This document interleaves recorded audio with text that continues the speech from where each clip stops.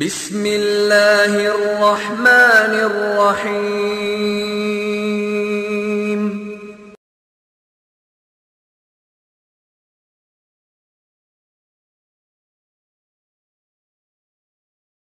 ان الحمد للہ نحمده ونستعینه ونستغفره ونعوذ باللہ من شرور انفسنا ومن سیئات اعمالنا من یهده اللہ فلا مضل له ومن یضلل فلا هادی له واشهد ان لا الہ الا اللہ وحدہ لا شریک له واشهد ان محمدا عبدہ ورسولہ۔ اما بعد فإن خیر الحدیث کتاب اللہ وخیر الہدی ہدی محمد صلی اللہ علیہ وسلم وشر الامور محدثاتها وکل محدثۃ بدعہ وکل بدعۃ ضلالہ وکل ضلالۃ فی النار۔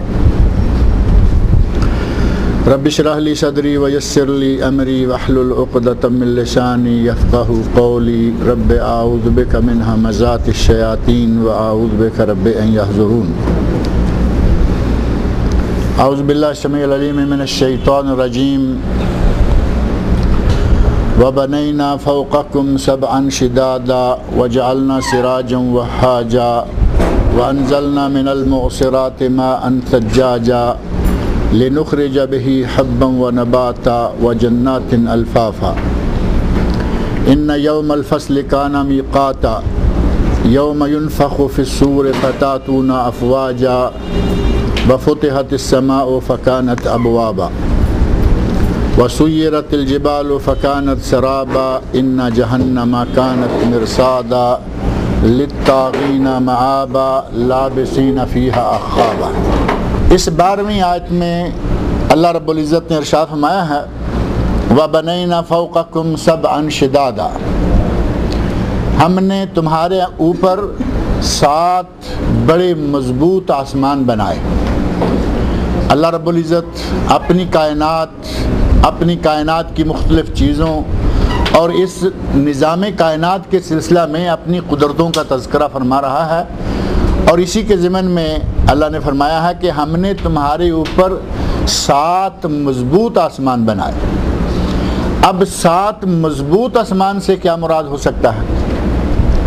اللہ رب العزت نے ایک عظیم مخلوق جس کا کوئی کسی جگہ پر کوئی ستون نہیں، کوئی پلر نہیں، کوئی دیوار نہیں، اللہ رب العزت نے ہمارے لیے وہ مخلوق ہمارے سامنے پیدا فرما رکھی ہے، اور اس کا مضبوط ہونا ایک آسمان سے لے کر 7 آسمانوں کے مابین، ہر آسمان ایک سے لے کے دوسرے تک کے درمیان اتنی مسافت ہے جتنی کہ 500 سالوں میں کوئی مسافت طے کی جا سکتی ہے۔ 500 سال یہ آسمان جو ہم دیکھ رہے ہیں اسے آسمان دنیا کہا جاتا ہے۔ اس آسمان دنیا اور اس سے اوپر والے آسمان، ان 2 آسمانوں کے درمیان جتنا فاصلہ ہے وہ 500 سالوں میں طے کیا جا سکتا ہے۔ اب اتنا ہی اوپر جا کے دوسرا، پھر تیسرا، پھر چوتھا، پھر 7واں آسمان، اور اللہ رب العزت کا یہ نظام کب سے قائم ہے اور یہ قیامت تک قائم رہے گا۔ جب تک کہ قیامت نہیں آئے گی تب تک یہ نظام اسی طرح چل رہا ہے۔ اللہ رب العزت نے فرمایا وَبَنَيْنَا فَوْقَكُمْ سَبْعًا شِدَادًا، ہم نے تمہارے اوپر 7 مضبوط آسمان بنائے۔ یہ ان کی مضبوطی ہے، اور پہلے یہ بات آپ کے سامنے رکھی جا چکی ہے کہ اگر یہ آسمان اسی طرح بنا دیا جاتا سادہ سا کالا سا تو شاید اوپر دیکھنے سے ڈر آتا۔ اللہ رب العزت نے وہ ڈر دور کرنے کے لیے اس میں خوبصورت ستارے لگائے۔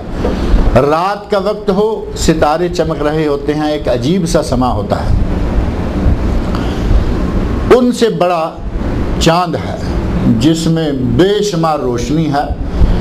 13، 14 اور 15 تاریخ کی راتیں جو ہیں وہ دن کی طرح روشن ہوتی ہیں، بلکہ ان راتوں کو ایام 20 ہیں، روشن راتیں، لیکن نام رکھا گیا ہے ایام 20 کہ یہ روشن دنوں کی روشن راتیں ہیں۔ اللہ رب العزت نے اسی آسمان میں وہ چاند بھی بنا رکھا ہے، اور دن کا وقت ہوتا ہے تو ایک عظیم مخلوق سورج ہے جس کا مدار بھی آسمان ہی ہے۔ یہ سارا کچھ بھی چل رہا ہے اور آسمان اپنی جگہ پر قائم ہے۔ مضبوط ہوا یا نہیں؟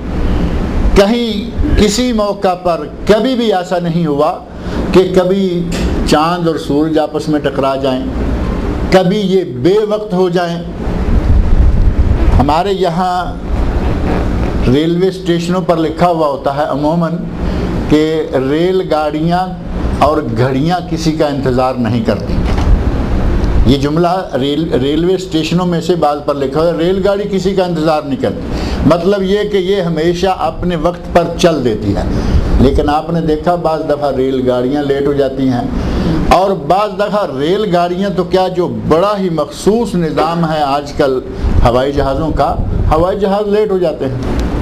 آج جانے والا جہاز کل روانہ ہو رہا ہے، 24 گھنٹے۔ اللہ رب العزت نے اس آسمان میں جو نظام قائم فرمایا ہے اس میں کوئی چیز کبھی اپنے وقت سے لمحہ بھر بھی لیٹ نہیں ہوتی۔ مضبوط نظام ہوا یا نہیں؟ مضبوط آسمان ہوا یا نہیں؟ اللہ نے فرمایا کہ ہم نے تم پر 7 مضبوط آسمان بنائے ہیں جو کہ اللہ کی قدرت کا ایک عظیم شاہکار ہے۔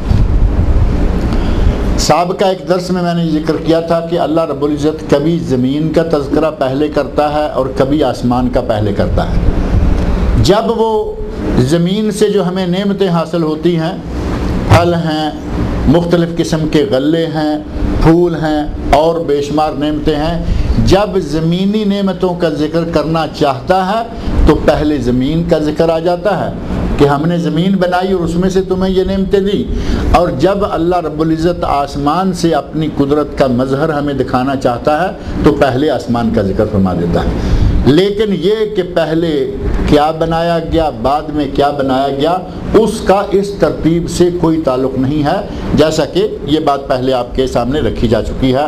اللہ رب العزت نے فرمایا وَبَنَيْنَا فَوْقَكُمْ سَبْعًا شِدَادًا، ہم نے تمہارے اوپر 7 مضبوط آسمان بنائے، وَجَعَلْنَا سِرَاجًا وَحَاجًا، اور اس آسمان میں ہم نے ایک انتہائی روشن، چمکدار اور گرم چراغ بھی بنا دیا۔ سراج کا معنی اصلاً چراغ ہوتا ہے، اور چراغ میں 2 چیزیں پائی جاتی ہیں۔ چراغ جو ہے، اب یہ تو چراغ نہیں ہے نا، حالانکہ دونوں چیزیں اس میں بھی موجود ہیں۔ جب یہ جل رہا ہو تو دیکھیں گے کہ اس میں لائٹ تو ہے ہی ہے، اس کے قریب ہاتھ لے جائیں یہ گرم بھی ہوگا۔ سراج چراغ تو ہے، اور وہاج نہ صرف روشن ہے بلکہ گرم بھی ہے، اور یہ آسمان کے سورج پر مکمل طور پر فٹ ہونے والا یہ جملہ ہے۔ اللہ رب العزت کے کلام کا یہ حصہ ہے کہ سورج گرم بھی ہے اور روشن بھی ہے، اور روشن تو اتنا ہے کہ جب سورج نکلا ہوا ہو تو چوہے کی بل میں بھی روشنی پہنچ جاتی ہے۔ ایک کہاوت یا ضرب المثل کے طور پر ہے کہ جب ہوا چل رہی ہو تو چوہے کی بل میں بھی چلی جاتی ہے، اور جب سورج چمک رہا ہو تو اس کی روشنی زمین کی تہوں تک، جہاں کہیں تھوڑا بہت بھی سوراخ ہوگا وہاں روشنی پہنچ جائے گی۔ بلکہ آپ کے علم میں ہوگا کہ سورج کی روشنی سمندر کی تہ تک پہنچتی ہے۔ سمندر صرف اوپر نہیں، کتنی پانی کی تہیں، اور اوپر سے ہم دیکھتے ہیں تو تھوڑے سے نیچے تک ہمیں پھر کچھ نظر نہیں آتا، لیکن بعض دفعہ آپ نے کچھ مناظر ٹیلی ویژن پر بھی دیکھے ہوں گے، نیچے ساری دنیا اس سورج کی روشنی کے ساتھ مکمل طور پر چمک رہی ہوتی۔ اللہ رب العزت نے آسمان میں وہ ایک عظیم چراغ، اتنا بڑا دیا ہمارے لیے بنایا کہ جو ہمیں دن کو روشنی دیتا ہے اور ہماری فصلوں کو پکاتا ہے، ہمارے پھلوں کو ہمارے لیے میٹھا کرتا ہے۔ جو انجینئرز ہیں، ایگریکلچر انجینئرز، وہ اس بات کو بخوبی جانتے ہیں، اور انہی کے تجربات سے یہ بات ان کے سامنے آئی ہے کہ سورج نہ صرف روشنی دیتا ہے بلکہ گندم کے دانے میں جو نشاستہ بنتا ہے، جس کا آٹا بنتا ہے، گندم کے دانے کے 2 حصے ہیں نا، ایک اس کا اوپر کا حصہ ہے جس کو چھال کہہ لیں، چمڑی کہہ لیں، کچھ بھی کہہ لیں، اس سے تو ظاہر ہے کیا نکلتا ہے؟ بوسہ. اور ایک دانے کے اندر سفید رنگ کا مادہ ہے جس کو نشاستہ کہا جاتا ہے. وہ نشاستہ جب تک اسے سورج کی گرمی نہ پہنچے وہ نشاستہ پکتا نہیں اور دانہ تیار ہی نہیں ہوتا. اللہ رب العزت نے ہمارے لیے اس میں کتنی نعمتیں، اس ایک مخلوق کے اندر ہمارے لیے کتنے فائدے ہیں. روشنی اس میں ہے، گرمی اس میں ہے، اور پھر یہ ہماری فصلوں کو پکاتا ہے، ہمارے پھلوں کو پکاتا ہے. اور اللہ نے ایک خاص انتظام یہ فرمایا کہ اسے ہم سے بڑی دور رکھا، ہم سے بڑی دور رکھا. سورج کی گرمی آپ کو معلوم ہے کتنی ہے، اور یہ ہم سے دور کتنا ہے؟ یہ 93 کروڑ میل دور ہے ہم سے سورج. اب اگر اس سورج کو جو اب اتنا دور ہے ہم سے، اگر یہ ہمارے قریب آ جائے. گرمیوں کے موسم میں کیا ہوتا ہے؟ گرمیوں کے موسم میں صرف سورج دور سے نہیں بلکہ سر کے اوپر سے گزرتا ہے، تھوڑا سا ہمارے قریب ہوتا ہے تو گرمی برداشت نہیں ہوتی. ایئر کنڈیشن نہیں چل رہا، پنکھا نہیں چل رہا، یہ نہیں ہو رہا، اور پریشان ہو جائیں گے. حالانکہ سورج ہم سے کروڑوں میل دور ہے. اور اگر وہ، جیسا کہ اللہ نے فرمایا ہے کہ قیامت کے دن اس کو 1 میل کے قریب لے آئیں گے، اس وقت کیا عالم ہوگا.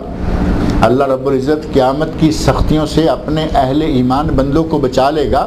اللہ تعالی ہمیں تمام سختیوں سے محفوظ رکھے. اس وقت اللہ رب العزت اپنے نیک بندوں کو اس منظر سے پہلے دنیا سے نکال لے گا.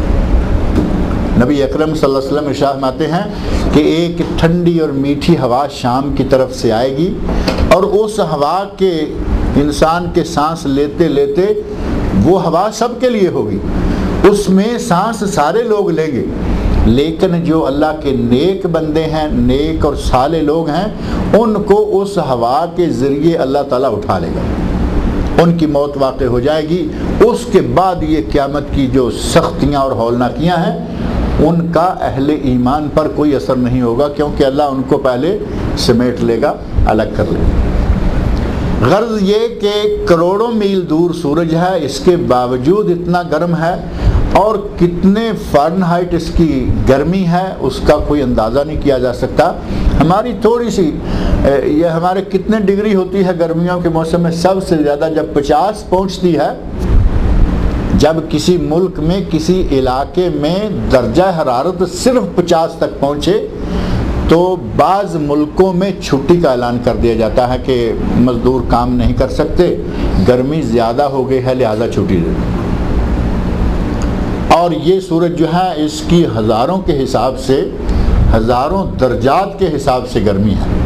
اللہ رب العزت نے اسے ہم سے اتنا دور رکھا ہوا ہے کہ جتنی تک ہمیں ضرورت ہے اتنا اس کی گرمی ہمیں پہنچ رہی ہے، ہمیں فائدہ دیتی ہے. غالباً پچھلے درس میں میں عرض کر رہا تھا کہ اگر آنکھ کے اوپر ڈائریکٹ سورج کی روشنی نہ پڑے تو آنکھ کمزور ہو جاتی ہے، نظر کمزور ہو جاتی ہے. یہ ڈاکٹروں سے پوچھ کے دیکھیں کہ اگر کسی آدمی کو مستقل اندھیرے میں بٹھا دیا جائے، ایک آدمی کو کھلا وہ گھوم رہا ہے، پھر رہا ہے، ایک آدمی تندرست و توانا ہے، اسے آپ اندھیرے میں بٹھا دیں، اس کو سورج کی ڈائریکٹ روشنی نہ پہنچنے پائے، چند ہفتوں کے اندر، چند مہینوں کے اندر اندر آپ کو پتہ چلے گا کہ ان دونوں کی نظر کا بیلنس الگ الگ ہو گیا. اور تو اور ہمارے لیے اللہ رب العزت نے اس سورج میں نظر کی قوت کے لیے بھی مادہ رکھا ہوا ہے. اللہ نے ہمارے لیے بہت سارے فوائد اس میں رکھے، اور ارشاد فرمایا وَجَعَلْنَا سِرَاجًا وَهَّاجًا، اور ہم نے انتہائی تیز اور گرم چراغ یعنی سورج بھی تخلیق فرمایا اور اس آسمان میں اس کو بھی رکھا. وَأَنزَلْنَا مِنَ الْمُعْصِرَاتِ مَاءً ثَجَّاجًا، اور ہم نے بہتا ہوا پانی تمہارے لیے آسمان سے بادلوں سے نازل کیا. اب بادل جو ہیں یہ تو ظاہر ہے کہ عام سحاب کا لفظ ہے، سحب ہے، وہ بادل کے لیے استعمال ہوتا ہے، اور قرآن کریم کے اندر ان الفاظ کا ذکر بھی آتا ہے، لیکن یہاں اللہ رب العزت نے موسرات کا ذکر فرمایا کہ ہم نے پانی سے لدے ہوئے بادلوں سے تمہارے لیے بارش برسائی۔ سحاب عام بادل ہو سکتا ہے، لیکن جب موسرات آئے گا تو اس کا معنی یہ کہ وہ بادل خالی نہیں، بادل پانی سے لدا ہوا ہوتا ہے۔ اور عموماً چونکہ قرآن کریم اصل عربی فصیح عربی زبان میں ہے، فصیح عربی زبان میں وہ عورت جس کے ایام حیض شروع ہونے کے قریب ہوں لیکن ابھی شروع نہ ہوئے ہوں، اس عورت کو امرأہ موتصرہ کہا جاتا ہے کہ یہ عورت وہ ہے جس کا رحم اب خون سے بھرا ہوا ہے۔ اب کس وقت وہ وقت شروع ہو جائے گا اور اس کا رحم جو ہے اس سے حیض کا خون جاری ہو جائے گا۔ اللہ رب العزت نے اس انداز سے ان بادلوں میں پانی کا تذکرہ فرمایا کہ وہ بادل پانی سے بھرے ہوئے ہوتے ہیں۔ اسی طرح وہ اونٹنی جس اونٹنی کا دودھ دھونے کے لیے اس کے تھنوں کو پانی سے دھویا جاتا ہے اور پھر دودھ سے وہ بھر جاتی ہے، جب تک اس کا دودھ نہ دھو لیا جائے، نکال نہ لیا جائے، اس وقت تک وہ بھی موتصر یا موثر ہوتی ہے کہ وہ دودھ سے لدی ہوئی اونٹنی ہے۔ اللہ نے فرمایا کہ ہم نے آسمان سے بادلوں سے، اور وہ بادل جو پانی سے بھرے ہوئے ہیں چھلک رہے ہیں، ان سے تمہارے لیے بے شمار بہتا ہوا پانی نازل فرمایا۔ اور اللہ کے پانی کو نازل فرمانے کا انداز بھی ہمارے لیے کتنا ایک نعمت کی شکل ہے۔ جتنا پانی آسمان سے یا بادلوں سے ٹپکتا ہے، اللہ چاہے تو وہ سارا پانی دھڑام سے نیچے پھینک دیتا، اور یہ کہ ذرا تھوڑا سائیڈ میں پھینکتا، میرے بندوں کے اوپر یکدم نہ گرے، تو اس کا فائدہ کوئی اور ہوتا۔ اور جب یہ پانی قطرہ قطرہ بوند بوند ہو کر آدمیوں پر بھی گرتا ہے، گھروں پر بھی گرتا ہے، گلیوں میں بھی گرتا ہے، مکانوں پر بھی گرتا ہے، فصلوں پر بھی، باغات پر بھی، پانی کا پانی بھی ہے اور قطرہ قطرہ ہو کے آ رہا ہے، ہمارے لیے اس کے ہر جگہ گرنے میں فائدہ ہے۔ آپ کو معلوم ہے کہ جب بارش ہو رہی ہو، گرمیوں کا موسم ہو، باقاعدہ شہروں میں تو میرا خیال عادت ہے یا نہیں، دیہاتوں والے لوگ اپنے اوپر والے کپڑے اتار کر بارش میں نکل جاتے ہیں، گھومتے پھرتے ہیں۔ وہ جو گرمی دانے نکل آتے ہیں، اس کا علاج، بہترین علاج ہمارے دیہات میں یہ سمجھ آتا ہے کہ بارش ہو رہی ہے، کرتا نکالو، ذرا بارش میں کھڑے ہو جاؤ، گرمی دانے ختم۔ اور اگر وہ بارش یکدم کہیں گرائی گئی ہوتی اور گرمی دانے کہاں ختم ہوتے، وہاں تو آدمی ہی کے ختم ہونے کا خطرہ ہو جاتا۔ اللہ رب العزت نے ایسا بہترین انداز اختیار فرمایا کہ بارش ہوتی ہے، ہماری فصلوں کے لیے، سیرابی کے لیے پانی آ جاتا ہے، بارش ہوتی ہے، ہمارے مکانات دھل جاتے ہیں۔ مکانوں کو تو کوئی روز نہیں دھوتا نا، لیکن بارش ہوتی ہے، رنگ روغن سب موجود ہیں، ہلکی ہلکی فوار سے اس کے اوپر جتنا گرد و غبار پڑا ہوا ہے، مکان ہے، بڑا بنگلہ ہے، کوٹھی ہے، بلڈنگیں ہیں، کچھ بھی ہے، پورے کے پورے شہر کو وہ بارش دوگ دیتی ہے۔ صاف ستھرے مکان۔ بارش کے بعد آپ کبھی منظر دیکھیں کہیں تھوڑا اونچا کھڑے ہو کے، کل تک آپ اونچے کھڑے ہو کر اسی منظر کو دیکھ رہے ہیں، ہر طرف میلے میلے مکان نظر آ رہے ہیں۔ بارش کے بعد اگلے دن اسی جگہ کھڑے ہو کے دیکھیں، آپ کو چمکتے ہوئے مکان نظر آئیں گے۔ اللہ رب العزت نے کہاں کہاں ہمارے لیے کیا کیا فائدے رکھے ہوئے ہیں۔ ہمارے مکان دھو کے جا رہا ہے، ہماری گلیاں دھو کے جا رہا ہے، اور ہمارے باغات کے درختوں کے پتوں کو دھو کے جا رہا ہے۔ درختوں کے پتے تو نہیں دھوئے جاتے نا، فصل تو آج آپ نے بوئی، 2-3 مہینے کے اندر اندر فصل تیار ہوگی، کاٹ لی، اس کے پتے تو اتنے میلے نہیں ہو پائیں گے۔ درخت جو کئی سال تک، اور بعض درختوں کی عمر تو 100 سال ہوتی ہے۔ برگد کا درخت آپ کے علم میں ہے کہ وہ تو 100 سال کا ہوتا ہے، بلکہ بعض درخت ایسے ہیں کہ ان کی اوپر سے جڑیں نیچے لٹکنا شروع ہو جاتی ہیں۔ ایک جڑ زمین میں ہے، اور جیسے جیسے وہ درخت پرانا ہوتا ہے، اس کی ٹہنیوں سے پھر جڑیں نیچے کو لٹکنا شروع ہو جاتی ہیں، بچے جھولے لیتے پھرتے ہیں۔ ان درختوں کے پتوں کو اب دھو تو کوئی سکتا نہیں، کہاں تک فوارے لے کے کوئی مارے گا؟ اللہ رب العزت کا قانون ہے، بارش ہوتی ہے، بارش کے بعد دیکھیں درختوں کے پتے خوبصورت لہلہاتے ہوئے اور چمکتے ہوئے نظر آنا شروع ہو جاتے ہیں۔ اللہ نے فرمایا کہ ہم نے بادلوں سے تمہارے لیے پانی کے بھرے ہوئے بادلوں سے تمہارے لیے پانی برسایا، اور پانی کو ایسے عمدہ انداز سے نازل فرمایا کہ وہ انسانوں کو ہر طرح کا فائدہ دے، انسانوں کو، جانوروں کو، پرندوں کو۔ اور آپ نے سنا ہوگا کہ ایک پرندہ ہے، کہتے ہیں کہ وہ پانی ہی صرف بارش کا پیتا ہے، سننے میں آئی ہوگی بات، وہ زمین سے پانی نہیں پیتا، وہ صرف بارش کا پانی پیتا ہے، اور اللہ رب العزت نے اس کا انتظام کیا ہوا ہے، وہ ظاہر ہے کہ گھومتا پھرتا رہتا ہوگا۔ اللہ نے جس کو پیدا کیا ہے اس کے روزی کا، رزق کا انتظام اس نے کیا ہوا ہے۔ کہتے ہیں گوشت کھانے والے کو اللہ گوشت دیتا ہے، اور اگر ایسا پرندہ ہے جو صرف بارش کا پانی پیتا ہے، اڑتا پھرتا جس علاقے میں بارش ہوتی ہے اس علاقے میں اللہ تعالیٰ اس کو پہنچا دیتا ہوگا۔ اور پھر یہ بھی ضروری نہیں ہے کہ وہ ہماری طرح ہر گھنٹے میں، ہر 2 گھنٹے میں پانی پیتا ہو۔ بعض جانور ایسے ہیں کہ ایک مرتبہ پیٹ بھر کے پانی پی لیں، وہ ہفتہ ہفتہ پانی نہیں پیتے۔ اونٹ کے بارے میں معروف ہے کہ ایک مرتبہ وہ پیٹ بھر کے پانی پی لے، کئی دن اس کو پانی کی ضرورت ہی نہیں پڑتی۔ اس کے لیے بھی اللہ نے بارشوں میں ہی رزق رکھا ہوا ہے۔ اس طرح مختلف انداز سے اللہ رب العزت نے پانی کو نازل فرمایا۔ بہتا ہوا پانی اب وہ زمین پہ اکٹھا ہو جاتا ہے، بہنا شروع ہو جاتا ہے، اس سے نالیاں بن گئیں، اس سے دریا بن گئے۔ کچھ علاقوں میں بارش ہوئی اور کچھ علاقوں کی زمین کو اس بہنے والے پانی نے وہاں جا کے سیراب کر لیا۔ جس علاقے میں بارش ہوئی صرف وہی نہیں، بلکہ اس بارش سے دور دراز کے علاقے بھی مستفید ہو رہے ہیں۔ اور سجاج کا معنی اصل میں ہوتا ہے زوردار بہنے والا۔ ایک حدیث میں نبی صلی اللہ علیہ وسلم ارشاد فرماتے ہیں الحج العج والسج، سجاج یہ وہی لفظ ہے، الحج العج والسج۔ حج یہ ہے کہ زوردار آواز سے لبیک اللہم لبیک کہا جائے اور خوب قربانیوں کا خون بہایا جائے۔ 10 تاریخ کو آپ کو معلوم ہے کہ مینا میں قربانیوں کا کیا حال ہوتا ہے۔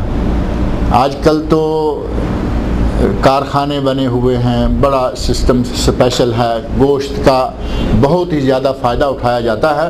مقامی لوگوں کے لیے بھی باہر کے 1-2 نہیں، 10 نہیں، 20 ملکوں میں، 60 کے قریب ملکوں میں اس سعودی عرب سے، بلکہ مکہ مکرمہ سے کہیں، خاص مکہ مکرمہ سے 60 کے قریب ملکوں میں قربانیوں کا گوشت، حاجیوں کی قربانیوں کا گوشت باہر کے ملکوں میں بھیجا جاتا ہے۔ یہ تو آج سلسلہ شروع ہو گیا، پہلے جلا دیا جاتا تھا، اس سے پہلے پڑا رہتا مینا کے اندر۔ دوسرے دن رمی کرنے کے لیے جانا بڑا مشکل ہو جاتا، تیسرے دن اور بھی یہاں گوشت پڑا، یہاں خون پڑا ہے، اور کچھ حاجی حضرات کی لاپرواہی ہوتی ہے، اس کے نتیجہ میں کافی سارا مسئلہ جو ہے نا تیسرے دن پریشانی کا باعث بھی بننا شروع ہو جاتا تھا۔ آج ٹیکنالوجی نے الحمدللہ ایسے ذرائع پیدا کر دیے، سارا ماحول صاف ستھرا ہے، لیکن ان دنوں میں آپ جن لوگوں نے تھوڑا عرصہ پہلے حج کیے ہیں انہوں نے دیکھا ہوگا کہ سارا مینا ہی خون نظر آتا تھا۔ یہاں بکرا ذبح پڑا ہے، وہاں ذبح کر رہے ہیں، وہاں خون پڑا ہے، وہاں گوبر پڑا ہے، وہاں گوشت بنا رہے ہیں۔ پورے کا پورا علاقہ جو ہے وہ قربانیوں کے خون سے لت پت ہوتا تھا۔ اور نبی صلی اللہ علیہ وسلم فرمایا الحج العج والسج، زوردار طریقے سے لبیک اللہم لبیک، اللہ اکبر اللہ اکبر، تکبیریں کہنا اور تلبیہ کہنا اور لا الہ الا اللہ کا ذکر کرنا، بکثرت یہ اذکار ہوں اور ساتھ ہی بکثرت قربانیوں کا خون بہایا جائے، اسی کا نام تو حج ہے۔ یہاں اسی لفظ کو اللہ نے سجاج، بہت ہی زیادہ پانی بہانے والے بادل، ایک پانی سے لدے ہوئے متصرات، اور پھر پانی جو زمین پر گرتا ہے بارش کا، اس سے نالے اور سیلاب کی شکل میں وہ پانی بہنا شروع ہو جاتا ہے۔ فرمایا وَأَنزَلْنَا مِنَ الْمُعْصِرَاتِ مَاءً ثَجَّاجًا، اور ہم نے بکثرت بہتا ہوا پانی سے لدے ہوئے بادلوں سے نازل فرمایا۔ لنخرج بہ حبا و نباتا، اس پانی سے ہم، حب کا معنی دانے، غلہ، حب کا معنی غلہ، وہ جو غلہ ذخیرہ کیا جا سکتا ہے، 1 2 4 سال کے لیے جمع کیا جا سکتا ہے۔ اور بعض غلے ایسے ہیں، گندم ہے 1 2 3 سال پڑی رہے کوئی بات نہیں، چاول 2 3 سال پڑا رہے، بلکہ آپ کے علم میں ہوگا کہ چاول جتنا جتنا پرانا ہوتا ہے اتنا اتنا مہنگا ہوتا جاتا ہے۔ کہتے ہیں جی یہ پرانا چاول ہے، کیونکہ اس کا ٹیسٹ، اس کا مزہ بڑھتا چلا جاتا ہے۔ اور یہ حب ہے، یہ دانہ ہے۔ گندم، جو، جوار، چاول، چینا اور اس طرح کے جتنے بھی دانے ہیں جن کو غذا کے طور پر استعمال کیا جاتا ہے اور سال ہر سال کے لیے ذخیرہ کر لیا جاتا ہے، یہ ہے حب۔ اور ایک حب یہاں ہمارے سعودی عرب میں ایک لفظ حب، سعودی عرب اور خاص طور پر ہمارے اس شرقیہ میں، یہ جو ایسٹرن زون ہے نا، حسا سے لے کر آگے جبیل اور خفجی تک سمجھ لیں، اس علاقے میں حب کا لفظ جو ہے وہ عموماً کس کے لیے استعمال کیا جاتا ہے؟ بیج کے لیے۔ یہ بیج جو بچے، بڑے، عورتیں، مرد سارے نہیں کھاتے، خربوزے کا بیج، تربوز کا بیج، اور سورج مکھی کا بیج، اور چاند مکھی کا بیج، کیا کیا چیزوں کے بیج، بہت سارے بیج مل رہے ہیں مارکیٹ۔ یہ جتنے بھی بیج ہیں ان سب کو بھی حب کہا جاتا ہے۔ دانہ ہے واقعی، دانہ ہی تو بیج کا معنی بھی دانہ ہی ہے۔ اور اس بیج نے تو کئی ایسے لطیفے بنا رکھے ہیں ہمارے یہاں۔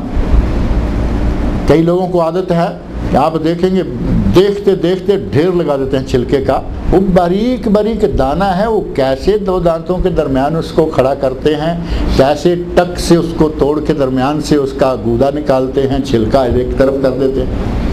وہ بھی ایک مستقل ٹیکنیک سمجھ میں نہیں آتی کہ کیا ہے، لیکن بعض بڑے ماہر، اور کچھ لوگ ہیں ڈرائیونگ کرتے ہیں اور ایک کیس درمیان میں رکھ لیا اور ٹک ٹک کیے جا رہے ہیں، گاڑی چل رہی ہے۔ اور کچھ لوگوں کے اب میلوں کا انداز بھی بیجوں میں آ گیا ہے۔ پہلے ہوتا تھا کہ آپ یہاں سے لے کے ہسا تک کتنے وقت میں جاتے ہیں، تو کہا کرتے تھے جی ہم 2 گھنٹے میں پہنچ جاتے ہیں، کیونکہ 250 کلومیٹر کے قریب فاصلہ ہے۔ کسی نے کہا راستے میں رکاوٹیں، 2 گھنٹے میں پہنچ جاتے ہیں۔ اب کچھ عرصہ پہلے ایک اصطلاح سننے میں آئی، کسی سے پوچھا گیا کہ ہسا تک کتنا وقت لگتا ہے، تو اس نے کہا کیسین حب، یعنی 2 تھیلی دانے، وہ بیج، 2 تھیلی بیج لگتے ہیں۔ انہوں نے اب ٹائم بتانے کی بجائے کیسین حب، کیس تو سمجھتے ہیں نا، کیس تھیلی یا پیکٹ، تم ہسا کب پہنچتے ہو؟ کہا 2 پیکٹ دانے کھانے تک میں ہسا پہنچ جاتا ہوں۔ اللہ رب العزت نے فرمایا کہ ہم نے بارش کے ذریعے تمہارے لیے زمین سے دانے پیدا کیے، دانے اگائے، حبن و نباتا۔ حب یہ ہے جو صرف تم کھاتے ہو اور تمہارا بچا کھچا تمہارے جانور کھاتے ہیں۔ اب گندم کا جو بوسا ہے وہ بھی جانور کھاتے ہیں، چاول کا بوسا ہے وہ بھی جانور کھاتے ہیں، ہر چیز کا بوسا، اور ہر چیز کا جو پہلا حصہ ہے، شروع میں جو بھی پودا نکلتا ہے زمین سے، گندم ہو، چاول ہو، جو ہو، جوار ہو، باجرہ ہو، وہ سارے جانوروں کے کھانے کے کام بھی آتے ہیں۔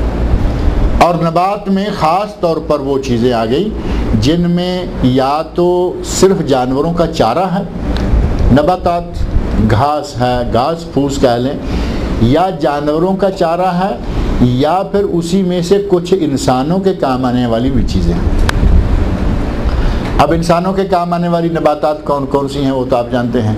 یہ جو ہم خس استعمال کرتے ہیں، یہ سلاد جس سے بنتا ہے، پتا چوڑا سا ہوتا ہے نا، وہ اس طرح بڑا سا ایک پتا ہے گول سا، جس میں سے ایک ایک کر کے پتے نکالیں، اور ہمارے سلاد میں ٹماٹر اور کھیرا اور خس، یہی ہے نا وہ پتا جو ہے، وہ بھی نباتات میں شامل ہے۔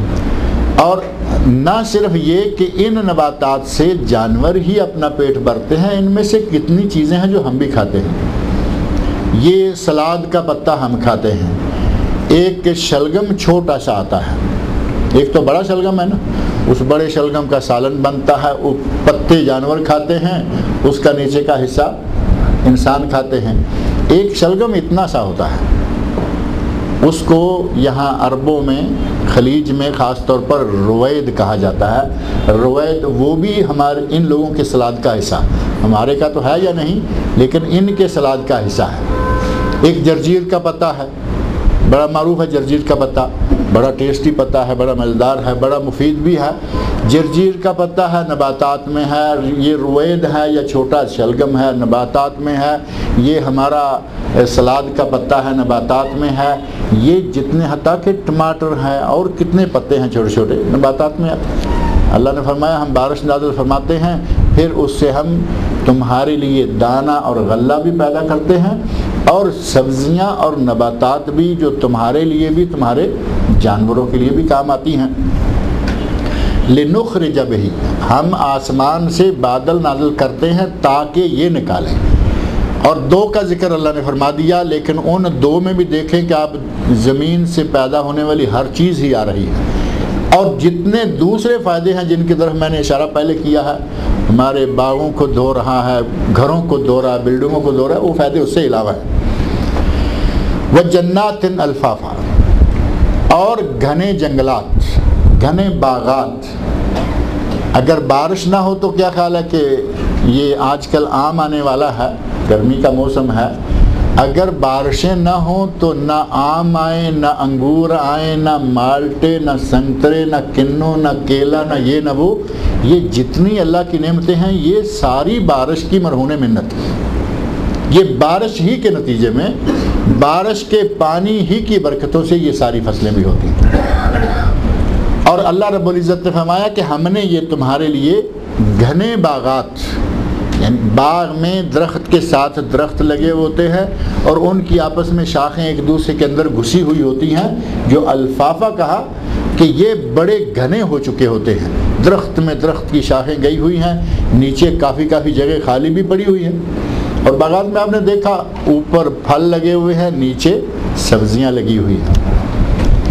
اوپر پھل لگے ہوئے ہیں اور نیچے زمین، چونکہ ان پودوں کے علاوہ کافی زیادہ زمین خالی پڑی ہوتی ہے، کسان جو ہے یا باغات کے مالک وہ ان میں اپنی مرضی کا چارہ، سبزی، کوئی فصل جو بھی نکلتی ہے وہ اس میں لگاتے ہیں۔ یک وقت دو تین کام جو ہے وہ کسان ان سے لیتے ہیں، لیکن یہ ساری چیزیں ہوتی ہیں آسمان سے نازل ہونے والے پانی اور بارش کی برکتوں سے، جو کہ اللہ رب العزت کا ہمارے لیے ایک بہت ہی بڑا انعام ہے۔ یہ بہت ساری نعمتیں گنوا دیں اور ساتھ ہی پھر فرما دیا ان یوم الفصل کان میقاتا، فیصلے کا دن جو ہے اس کا وقت مقرر ہے۔ نعمتیں کھاؤ لیکن فیصلے کے دن کو نہ بھول جاؤ، نعمتیں کھاؤ اور ان نعمتوں میں ہی نہ الجھ کے رہ جاؤ۔ تمہیں اللہ نے نعمتیں دی ہیں استعمال کرنے کے لیے، اور تمہیں نعمتیں بنائی ہیں تمہارے لیے، اور تمہیں بنایا ہے اپنے لیے۔ اللہ نے نعمتیں ہمارے لیے بنائی ہیں، لیکن ہمیں کس کے لیے بنایا ہے؟ اپنے لیے۔ اللہ رب العزت نے انسان کی تخلیق کا مقصد کیا بتایا ہے؟ وما خلقت الجن والانس الا لیعبدون، ہم نے انس اور جن کو پیدا ہی اپنی عبادت کے لیے کیا ہے۔ تو اس کا معنی یہ ہوا کہ عبادت کرنے کے لیے کھانا تو پڑے گا ہی نا۔ اب آدمی کہے کہ میں کھاؤں گا بھی نہیں اور عبادت بھی کروں گا، تو جب 2 یا 3 دن کھائے گا، چوتھے دن نہ کھائے گا، 5ویں دن 7ویں تک بچ جائے گا، اس کے بعد تو معاملہ ختم ہو جائے گا۔ اللہ رب العزت نے کہا کہ تمہیں عبادت کے لیے پیدا کیا ہے، اور عبادت کے لیے تمہیں تیار اور تازہ رکھنے کے لیے تمہارے لیے پھل ہیں، سبزیاں ہیں، ہر چیز تمہارے لیے بنائی ہے۔ یہ ساری چیزیں بھی تمہارے کام کی ہیں، لیکن یہ معنی نہیں ہے کہ صرف کھاتے رہو اور جس نے جس کام کے لیے بنایا ہے وہ کام بھول جاؤ۔ بعض نے ایک مثال دی ہے، کہا کہ اللہ رب العزت نے ہمیں اپنی عبادت کے لیے بھیجا اور ساتھ ہمیں دنیا کی نعمتیں عطا فرما دی۔ اب ہماری عقل، ہمارے شعور، ہماری سمجھداری کا تقاضا یہ ہے کہ نعمتوں کو استعمال کریں، لیکن جس کام کے لیے آئے ہیں وہ نہ بھولیں۔ بالکل اسی طرح کہ اگر کوئی آدمی جس کام کے لیے آیا ہے وہ بھول جائے تو کیا اس کو سمجھدار شمار کیا جائے گا؟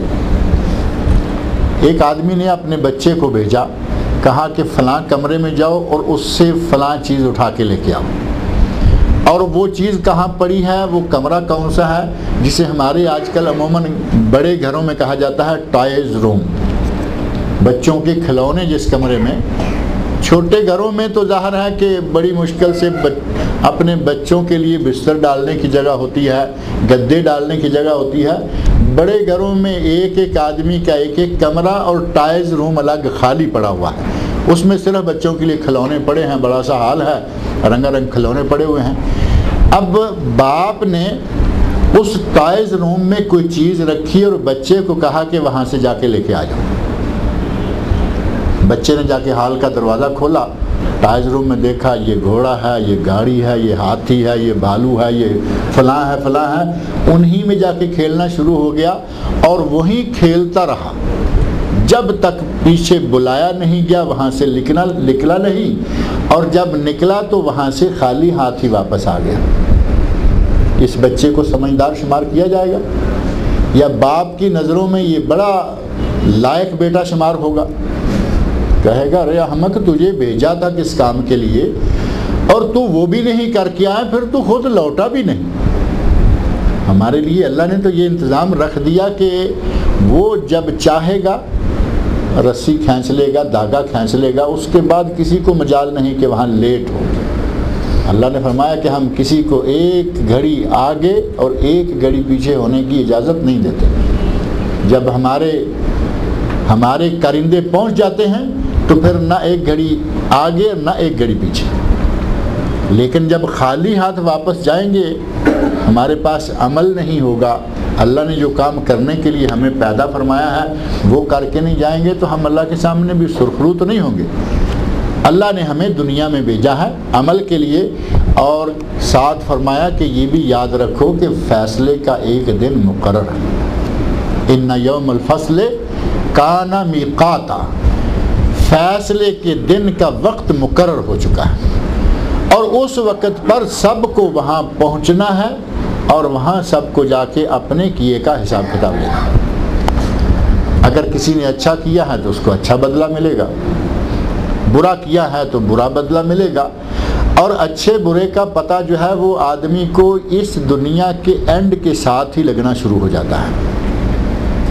آدمی مرنے کے قریب آتا ہے تو یہیں سے سمجھیں کہ اس کے جنتی یا جہنمی ہونے کا آغاز یہیں سے ہو گیا۔ نبی صلی اللہ علیہ وسلم نے فرمایا کہ قبر جو ہے، قبر آخرت کی پہلی منزل ہے، قبر آخرت کی پہلی منزل ہے، اور فرمایا کہ قبر یا تو روضۃ من ریاض الجنہ ہے یا حفرۃ من حفر النار ہے، یا جنت کے باغیچوں میں سے ایک باغیچہ یا جہنم کے گڑھوں میں سے ایک گڑھا۔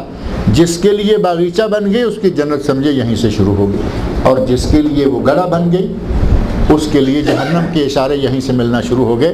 اللہ رب العزت ہم سب کو اہل جنت میں سے بنائے۔ وہ وقت مقرر ہے، اس کو بھول جانا یہ عقل مندی نہیں ہے۔ اس وقت کو یاد رکھو، دنیا کی نعمتیں ساری استعمال کرو، جس نعمت کو اللہ رب العزت نے ہمارے لیے بنایا ہے ان کو استعمال کرو۔ جن کو کہا یہ تمہارے لیے حلال ہے وہ آپ استعمال کریں، کچھ چیزیں ہمارے لیے حرام کی اور وہ دوسری مخلوقات کے لیے ہیں وہ استعمال کریں، اور ساتھ ہی اپنے آخری وقت اور اگلی دنیا جو فیصلے کا دن ہے اس کو بھی نہ بھولیں۔ اور اس دن کا آغاز کیسے ہوگا، اس دن کو کس طرح اللہ رب العزت شروع فرمائیں گے؟ فرمایا یوم ینفخ فی الصور فتأتون افواجا، جب سور پھونکا جائے گا، سور میں پھونک ماری جائے گی۔ اللہ رب العزت نے دیکھیں ادھر دنیا بنائی ہے، ہمیں کہا کہ تمہیں میں نے اپنی عبادت کے لیے بنایا ہے، تم جاؤ جا کے عبادت کرو، اور ادھر ایک فرشتے کو اسی وقت بٹھا دیا ہے، اسرافیل علیہ السلام، جو صاحب سور ہیں، جو سور پھونکنے پر مامور ہیں، وہ فرشتہ جس کو سور پھونکنے کی ذمہ داری دی گئی ہے، وہ سور لے کے تیار بیٹھے ہیں کہ کب مجھے اللہ کا حکم ہو اور میں اس میں پھونک ماروں۔ اللہ رب العزت فرمایا کہ سور پھونکا جائے گا. میں نے پہلے عرض کیا کہ وہ نظام بچوں والا نہیں ہے کہ بچے کو آواز دے رہی وہ کھیلتا جا رہا ہے کہ آئے گا. اللہ رب العزت نے جب کھینچا تو بات ختم ہو گئی, وہاں کوئی لیٹ نہیں. اور جب سب کے لیے اکٹھا وہ وقت آئے گا, سور پھونکا جائے گا, تو اس وقت کوئی آدمی یہ نہیں کہہ سکتا کہ نہیں میں پہلے تھوڑا سا کام رہتا ہے یہ کر لوں اور پھر میں جاتا ہوں. اللہ نے فرمایا یوم ینفخ فی الصور, جب سور میں پھونکا جائے گا, فتاتون افواجا, تو تم فوج در فوج چاروں ناچار اکٹھے ہو جاؤ گے اور ہمارے پاس آ جاؤ گے. اور یہ سور جو ہے اس کے بارے میں کتب تفسیر میں مختلف روایات ملتی ہیں. کچھ لوگ 4 سور کے قائل ہیں کہ 4 مرتبہ سور پھونکا جائے گا. بعض کے نزدیک 3 ہیں, بعض کے نزدیک 2 ہیں, اور 2 تو معروف ہیں. ایک سور پھونکا جائے گا سب مر جائیں گے, ایک سور پھونکا جائے گا سب اٹھ جائیں گے. یہ تو بڑے مشہور ہیں نا 2. ایک سور وہ بھی بعض اہل علم نے شمار کیا ہے کہ سور پھونکا جائے گا تو لوگ مریں گے نہیں, لیکن سارے جیسے کوئی دیوانہ ہو جاتا ہے, سارے لوگ اپنے ہوش و حواس جو ہیں وہ کھو بیٹھیں گے. اس کے بعد دوسرا سور پھونکا جائے گا تو جو زندہ ہیں, بے ہوش ہیں یا ہوش و حواس کھوئے ہوئے ہیں وہ ختم ہو جائیں گے. اسی طرح جو آخرت میں سور ہے, جس سور کے ذریعے لوگوں کو قبروں سے نکالا جائے گا, سور پھونکا جائے گا, سارے کے سارے لوگ باہر نکل کر گھبرائے ہوئے کھڑے ہو جائیں گے, اور پھر سور پھونکا جائے گا تو سارے محشر کے میدان میں اللہ کے سامنے اللہ کے روبرو پہنچ جائیں گے. اس طرح کسی نے 4 کہا, 3 کہا, 2 کہا. بہرحال اللہ رب العزت نے فرمایا یوم ینفخ فی الصور, جس دن سور پھونکا جائے گا, سور میں پھونک ماری جائے گی, فتاتون افواجا, تو تم فوج در فوج, سب ایک یہ کہ فوج در فوج, جھنڈ در جھنڈ, جماعت در جماعت, گروہ در گروہ اکٹھے ہو کے آ جاؤ گے. اور ایک یہ کہ ہر نبی کے ساتھ اس کی امت, فوج در فوج, یہ فلاں نبی کی امت ہے, یہ فلاں نبی کی امت ہے, جماعت در جماعت اور فوج در فوج تم اکٹھے ہو جاؤ گے. اور نبیوں کی امتیں جو ہیں وہ ظاہر ہے کہ کسی کی فوج بڑی ہے, کسی کی فوج چھوٹی ہے. حضرت نوح علیہ السلام کی فوج تو آپ کو معلوم ہے کہ کشتی میں ہی آ گئی ساری. حضرت نوح علیہ السلام کی فوج ایک مرتبہ اتنی سی تھی جتنی کہ کشتی میں آ گئی, اور بعد میں اسی کشتی والوں میں سے 3 حضرت نوح علیہ السلام کے بیٹے جو مسلمان تھے, اور ایک ان کی بہو کنعان جو مسلمان نہیں ہوا لیکن اس کی بیوی مسلمان ہے, وہ بہو مسلمان ہے, اور چند دیگر مسلمان ہیں. بعد میں جو یہ ساری دنیا چلی ہے یہ ان کشتی والوں کی اولاد ہے. اسی لیے آدم علیہ السلام تو پہلے بشر ہیں, اور نوح علیہ السلام کو آدم ثانی کہا جاتا ہے کہ ایک مرتبہ روئے زمین پر صرف وہ لوگ رہ گئے جو کہ نوح علیہ السلام کی کشتی میں بیٹھے ہوئے تھے. کچھ لوگ نوح علیہ السلام کی طرح تھوڑے سے لوگوں والی جماعت والے آئیں گے. کچھ لوگ ہیں, نبی اکرم صلی اللہ علیہ وسلم ارشاد فرماتے ہیں کہ کوئی نبی آئے گا اس کے ساتھ 2 آدمی ہوں گے, کوئی نبی آئے گا اس کے ساتھ 1 آدمی آئے گا, کوئی آئے گا وہ اکیلا ہی امت ہوگا, اور کوئی آئے گا اس کے ساتھ بہت بڑی جماعت ہوگی. نبی صلی اللہ علیہ وسلم ارشاد فرماتے ہیں کہ میں نے دیکھا کہ ایک نبی کے ساتھ بڑی جماعت ہے, ایک بہت بڑی جماعت ہے, میں نے سمجھا کہ یہ میری امت ہوگی, کیونکہ نبی صلی اللہ علیہ وسلم کو اللہ رب العزت نے یہ بشارت دے رکھی ہے, اور آپ نے اپنی آنکھوں کے سامنے 1.5 لاکھ صحابہ کرام کا مجمع تو حجۃ الوداع میں دیکھ لیا تھا. آپ نے دیکھا بہت بڑی امت, فرمایا کہ یہ میری امت ہے. بتایا گیا کہ یہ آپ کی امت نہیں ہے, یہ تو حضرت موسیٰ علیہ السلام کی امت ہے. اور جب آپ کی امت آپ کو دکھائی گئی تو اس کا کوئی حساب و شمار ہی نہیں تھا. نبی اکرم صلی اللہ علیہ وسلم کی امت تمام امتوں سے سب سے بڑی ہوگی, اور اس کے باوجود نبی صلی اللہ علیہ وسلم نے اپنی امت کے لوگوں کو ایک وصیت فرمائی ہے, ایک تاکید فرمائی ہے. آپ نے ارشاد فرمایا تزوج الولود الودود, ان عورتوں سے, ان لڑکیوں سے شادی کرو جو پیار کرنے والی ہوں اور زیادہ بچوں کو جنم دینے والی ہوں، اور ساتھ فرمایا انی مکاثر بکم الامم یوم القیامہ، میں اپنی امت کے بڑا ہونے کی وجہ سے دوسری امتوں پر فخر کروں گا۔ بڑی امت نبی صلی اللہ علیہ وسلم کی ہوگی، لیکن آپ کی خواہش یہ تھی کہ قیامت تک آنے والے مسلمان وہ زیادہ بچوں کو جنم دینے کی صلاحیت رکھنے والی عورتوں سے شادیاں کریں تاکہ امت میری اور بڑھے۔ اور نبی صلی اللہ علیہ وسلم نے صرف یہ نہیں کہا کہ امت بڑھانے کے لیے ہی ایسی ہی عورتیں دیکھو، دو لفظ استعمال فرمائے، تزوج الولود الودود۔ ایک یہ کہ وہ پیار کرنے والی ہو، یعنی خوش اخلاق ہو، عزت کرنے والی ہو، خاطر خدمت کرنے والی ہو، اور دوسرا یہ کہ بچوں کو زیادہ پیدا کرنے کی صلاحیت رکھنے والی ہو۔ آپ کہہ سکتے ہیں، کوئی بھی کہہ سکتا ہے کہ اس نے تو شادی کرنی ہے، اسے کیا معلوم ہے کہ بچے زیادہ پیدا کرے گی نہیں کرے گی، وہ کیا جانتا ہے؟ تو اس کا طریقہ جو ہے وہ اہل علم نے ذکر کر رکھا ہے، وہ کوئی ایسا مشکل مسئلہ نہیں ہے۔ جس خاندان میں آپ شادی کریں گے، آپ کو معلوم ہے کہ یہ اکلوتی بیٹی ہے، آپ گئے دیکھا کہ ماں باپ کی صرف اکیلی بیٹی ہے، تو کیا سمجھتے ہیں کہ یہ بیٹی آئندہ بڑے بچے پیدا کرے گی؟ یہ ماں باپ کی اکلوتی ہے، ہو سکتا ہے کہ اس کے یہاں بھی آگے کوئی اکلوتا یا اکلوتی ہی ہو جائے۔ اور ایک گھر میں آپ گئے رشتہ دیکھنے کے لیے اور دیکھا کہ ماشاءاللہ گھر بچوں سے بھرا ہوا ہے، بہن بھائیوں سے گھر بھرا ہوا ہے، انہی میں سے آپ کو ایک بہو چاہیے، تو یہ اس بات کی دلیل ہے کہ یہاں ان بچوں کی ماں کے کافی سارے ماشاءاللہ بچے ہیں، کل کو بہو آپ گھر میں لائیں گے تو وہ بھی انشاءاللہ زیادہ بچوں کو جنم دے گی۔ پتہ چل سکتا ہے یا نہیں؟ یہ کوئی ایسی بات نہیں کہ سمجھ میں نہ آئے۔ کئی گھرانے ایسے ہیں کہ وہ معروف ہوتا ہے یہ ان کا دادا بھی ایک تھا، ان کا ابا بھی ایک ہے، یہ آج کل یہ بھی ایک ہیں، تو یہ جب اوپر سے ایک ایک آ رہے ہیں تو یہ زیادہ بچے پیدا کرنے والی لائن نہیں ہے۔ نبی صلی اللہ علیہ وسلم کا ارشاد ہے کہ زیادہ بچے پیدا کرنے والی لڑکی یا عورت سے شادی کرو اور پیار کرنے والی ہو۔ آپ کی امت سب سے بڑی ہوگی، اس کے باوجود آپ یہ تاکید فرما کے گئے کہ ایسی عورت سے شادی کرو۔ اب ہمارے لوگوں نے کہا کہ آپ تو جو کہتے ہیں کہتے رہو، یا جو کہہ گئے ہو، ہم ایسا نہیں کریں گے کیونکہ ہمیں صرف 2 بچے چاہیے۔ آج کل تو یہی رواج آ گیا نا، اللہ کے رسول رغبت، اللہ کے رسول توجہ اور تمنا، اللہ کے رسول ہمیں حکم دے رہے ہیں تزوجو، شادیاں کرو اس لڑکی سے، اس عورت سے جو زیادہ بچے پیدا کرنے والی۔ ہمارے یہاں اگر کوئی فطرتاً زیادہ بچے پیدا کرنے والی عورت بھی ہے تو اس بیچاری کو بھی پابند کر دیا جاتا ہے کہ 2 اور بس۔ اور کتنے ایسے لوگ ہیں کہ خاتون چاہتی ہے بچہ ہو اور صاحب نہیں چاہتے۔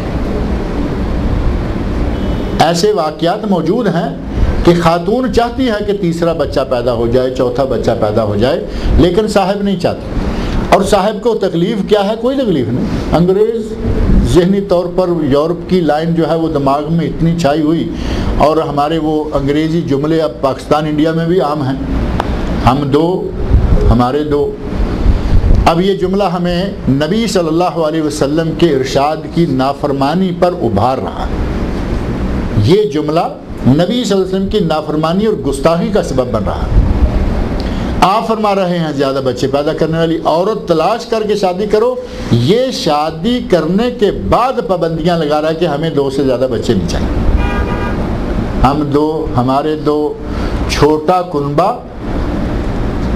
آپ کو میرا خیال ہے وہ یہ جملے یاد نہیں ہے، چھوٹا کنبہ بڑی خوشحالی، یعنی عکس کر کے ہم 2 ہمارے 2، یہاں بھی بنا رہا جملہ، اور چھوٹا کنبہ کے مقابلے میں بڑی خوشحالی، یعنی کنبہ چھوٹا ہوگا، یہ 2 میاں بیوی اور 2 بچے ہوں گے تو بڑی خوشحالی ہوگی۔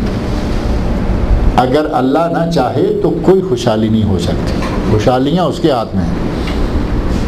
اور پھر یقین مانے کبھی کبھی ایسے واقعات پڑھنے کو ملتے ہیں، سننے کو ملتے ہیں کہ اس قسم کے جملے کہنے والوں کے روتے ہوئے پر آنسو خشک نہیں ہوتے۔ ایک واقعہ میں نے خود پڑھا، جو آپ بیتیاں یا بعض رسالے ہیں وہ بعض موضوعات لکھتے ہیں جو سچی کہانیاں عموماً ہوتی ہیں کہ اپنی کسی نے ذاتی کہانی لکھی، اور ان میں سے بعض رسالے ہیں، ان میں ایک پاکستان سے نکلنے والا ایک ماہنامہ رسالہ تھا، اس میں ایک عنوان آتا تھا دل پر نقش ہے، یعنی ایسا ایک واقعہ جو میرے دل سے اتر نہیں رہا، وہ نقش ہو چکا ہے۔ خاتون نے اپنا واقعہ لکھا، کہا کہ میرے ایک بیٹی اور ایک بیٹا ہو گئے، تو میں نے بھی وہی ہم دو ہمارے دو والا کام کیا۔ اس نے، اس خاتون نے باقاعدہ اپیل کی اس اپنے خط میں یا مضمون میں، کہا کہ 2 بچے ہو گئے، میں نے بھی وہ ہاتھ ہینڈز اپ کر دیا کہ بس میں 2 اور ہمارے 2 ہو گئے ہیں، بات ختم ہو گئی۔ شوہر کی خواہش ہے، اسے بھی منا لیا۔ کہیں شوہر کی خواہش ہوتی ہے کہ بچہ ہو، عورت نہیں مانتی، کہیں عورت کی خواہش ہوتی ہے بچہ ہو، مرد نہیں مانتا، کہیں دونوں کی خواہش ہوتی ہے، دونوں ہی پابندی کے ساتھ 2 کے بعد آ کے پابند ہو جاتے ہیں۔ خاتون کہتی ہے کہ بچہ ہوا اور میں نے وہ آپریشن، جو بچہ دانی ہی نکال دیتے ہیں بالکل، وہ آپریشن کروا لیا۔ جب بیٹا ہو گیا ہے بات ختم ہو گئی، پہلے بیٹی ہے اور ابھی شیر کھاری کے دن ہے، چھوٹا سا بچہ ہے، گھر میں نوکرانی ہے، اور بچہ کہیں چارپائی پہ، اب چھوٹا سا بچہ کتنا ہوگا، وہ نظر بھی کیا آئے گا، چھوٹا بچہ ہے، اوپر کوئی چھوٹا سا باریک کپڑا دیا ہوا ہے۔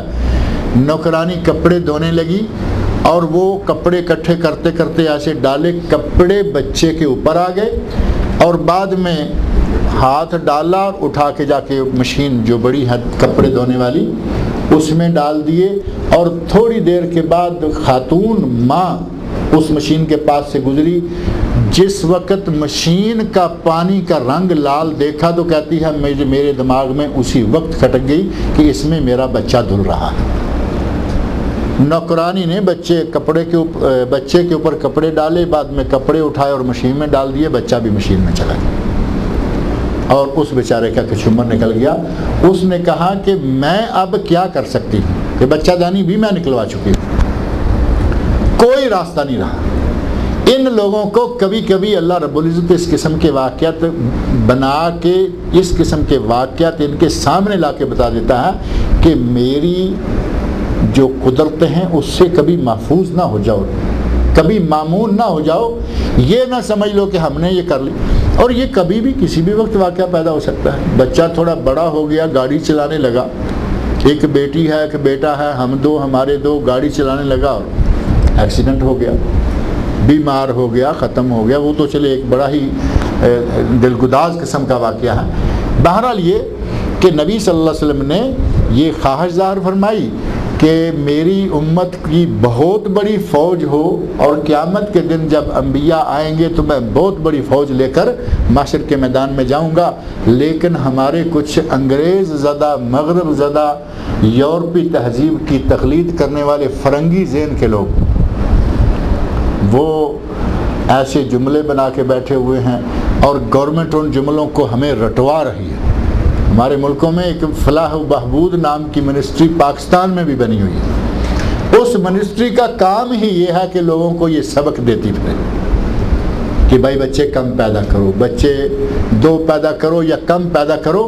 بلکہ یہاں تک کچھ عرصہ پہلے یہ اعلان ہوا کہ ہم نے اتنے ہزار امام مسجد اور اتنے ہزار خطیب حضرات کو باقاعدہ تنخواہ پہ رکھ لیا ہے کہ وہ لوگوں کو یہ سبق دیا کریں گے کہ بچے کم پیدا کیا کریں۔ یہ اللہ کے نظام سے بغاوت نہیں ہے، نبی صلی اللہ علیہ وسلم کے فرمان کی نافرمانی نہیں ہے۔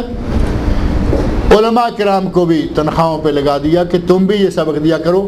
پہلے انہوں نے اپنے خاص لوگ لڑکے اور لڑکیاں چھوڑے ہوئے تھے، اور یقین مانیں کہ فیملی پلاننگ والوں کا یہ سسٹم سارا اتنا گندا ہے کہ میں اپنے پاکستان کے کچھ لوگوں کو باقاعدہ جانتا ہوں جو فیملی پلاننگ میں کام کرتے رہے۔ نوجوان لڑکی اور نوجوان لڑکا 2 کو اکٹھے بھیجا جاتا ہے، مختلف محلوں میں جاؤ، گھروں میں جاؤ، شہروں میں جاؤ، اور جا کے لوگوں کو فیملی پلاننگ کا سبق دو اور دعائیں دو۔ دعائیں نہیں، دوائیں، میڈیسنز، بچوں کو روکنے کی میڈیسن اور پتہ نہیں کیا کیا کچھ کرنے کی میڈیسن، اللہ رب العزت ہمارے مسلمانوں کو ہدایت عطا فرمائے۔ اللہ کے نبی نے تو خواہش ظاہر فرمائی ہے کہ بچے زیادہ پیدا کرو، عورت اس سے شادی کرو جو زیادہ بچہ پیدا کرنے کی صلاحیت رکھتے ہیں۔ تزوج الولود الودود فإنی مکاثر بکم الامم یوم القیامہ، میں قیامت کے دن دوسری امتوں کے مقابلے میں اپنی امت کے بڑے ہونے کی وجہ سے فخر کروں گا۔ اور ہم نے کہا کہ ہم آپ کو فخر کرنے کا موقع نہیں دیں گے، وہ اللہ رب العزت نے موقع دینا ہے۔ کتنے ایسے واقعات بھی ہو رہے ہیں کہ آدمی کوشش کر رہا ہے فیملی پلاننگ کرنے کی، اللہ بچہ پیدا کر دیتا ہے۔ یہ اللہ کے ہاتھ میں ہے۔ ایسے واقعات بھی ہیں کہ میاں بیوی باقاعدہ پلاننگ کے ساتھ فیملی پلاننگ کر رہے ہیں، یعنی بچوں کو روک رہے ہیں پیدا نہ ہونے کے لیے، اللہ تعالیٰ نے بچہ پیدا کر دیا اور انہی سے پیدا کر دیا، یہ اس کے ہاتھ میں ہے۔ اللہ نے فرمایا یوم ینفخ فی الصور، جس دن سور پھونکا جائے گا، فتاتون افواجا، تو تم باقاعدہ فوج در فوج آ جاؤ گے۔ وفتحت السماء فکانت ابوابا، آسمان کھول دیا جائے گا اور وہ دروازے ہو جائے گا۔ آسمان جو اس وقت ہم دیکھ رہے ہیں کہ ایک چھت کی شکل میں ہے، اللہ نے فرمایا کہ جب سور پھونکا جائے گا تو آسمان کو کھول دیا جائے گا۔ اور قرآن کریم میں اس منظر کے بارے میں، اس دن کے مختلف مناظر کے بارے میں بہت ساری تفصیلات، اور 30ویں سپارے میں بہت ساری تفصیلات ہیں، جن میں سے ہی اللہ نے فرمایا کہ پہاڑوں کو ہم کس طرح کر دیں گے، جس طرح روئی دھن کی جاتی ہے، مشین میں روئی کا ریزہ اور ریشہ ہو جاتا ہے، قیامت کا دن ہوگا ہم پہاڑوں کو اس روئی کی طرح اڑتے ہوئے گال بنا دیں گے۔ جیسے ایک شکر سے بھی بنتا ہے نا بچوں کے کھانے کے لیے، وہ نرم سا ہوتا ہے، ایسے دبا کے تھوڑا سا رہ جاتا ہے، منہ میں ڈالیں تو دیکھتے دیکھتے ختم ہو جاتا ہے، وہ بھی وہی گال ہے کہ قیامت کا دن ہوگا اللہ رب العزت ان کو پہاڑوں کو روئی کے گالوں کی طرح کر دے گا۔ اور یہاں اللہ رب العزت نے فرمایا وَسُيِّرَتِ الْجِبَالُ فَكَانَتْ سَرَابًا، دیکھنے کو پہاڑ ہوں گے لیکن وہ پہاڑ نہیں ہوں گے۔ سراب کے بارے میں تو آپ جانتے ہیں سراب کیا ہے۔ کبھی کوئی آدمی راتوں رات کروڑ پتی یا ارب پتی بننے کے چکر میں ہو تو کبھی کبھی اسے سمجھانے والے کہتے ہیں سراب کے پیچھے کیوں بھاگتے ہو۔ تو سراب کیا چیز ہے؟